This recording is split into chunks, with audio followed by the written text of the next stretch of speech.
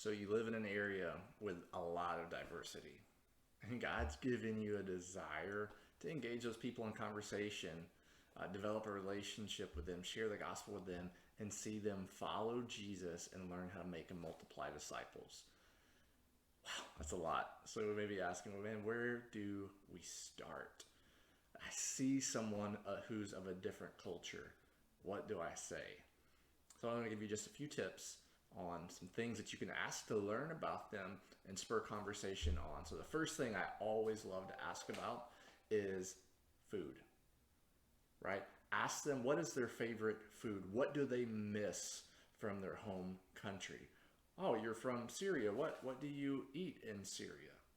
Oh, great. How do you make that?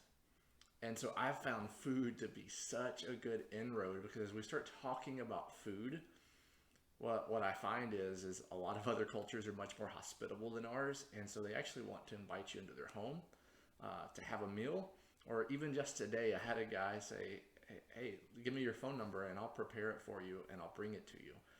And so it's such a good way in. So start with food, and then you can pivot, or you can start with family. If you see they have kids, ask about their family. Once you ask them where they're from, and I'm typically pretty forward, it's like, "Oh, where are you originally from?"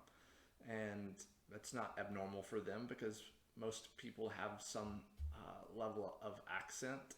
Yeah, where are you from? Oh, is your family still there, or did your family come here? When did you come? How did you come? And start asking all these questions related around family. If their family's not here, it's really easy to pivot then to friends. Is like, okay, well, great. Whenever you have time, what do you like to do, and who do you do it with? So food, family, friends, and then festivals. If you notice, it's all starting with F, so it's easy to remember festivals. So another way of thinking of festivals is maybe holidays. What are some special days that you celebrate in your home country? Do you have an opportunity to celebrate that here?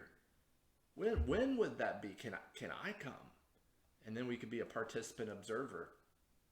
And then last, doesn't have to be last, but oftentimes just another way that we can ask people questions and engage their spiritual interest is by talking about faith. Just today, a totally different person than what I just mentioned earlier.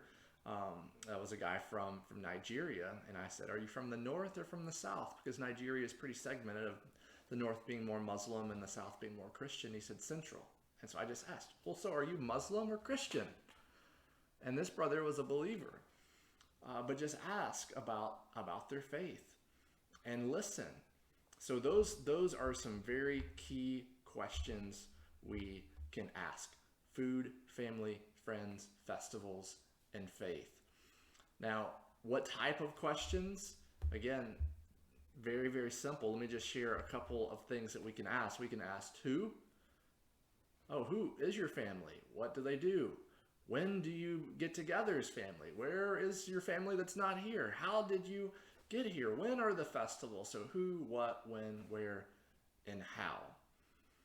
And so once I get to the end of a conversation that I've had with people and I've asked these questions, I wanna ask a spiritual filter question. And so depending on the person's religious background, I'm gonna ask a filter question that applies to them. So if they're a Muslim, and we've talked about faith, and they're like, "Oh no, people from Kurdistan, we're Muslim." I'll ask a specific question, or what we might call an experiential question. It's like, yeah, Kurdish people may be Muslim, but what about you? What about you? What does that look like in your life? And so then you can start to determine, well, is this someone who's a devout Muslim or someone that's Muslim in name? So after we've talked about faith, there's two things I always want to press into, regardless of how they've answered. I want to gauge their interest in, one, reading the Bible. So if they're a Muslim, I'll say, well, do you have a copy of the Injil? Is it true that Muslims believe that the Injil is a holy book? Do you have one? Would you like to read one? The second would be, I'll just share how Jesus has transformed my life, my testimony, and ask, would you like to hear more about the story and life of Jesus?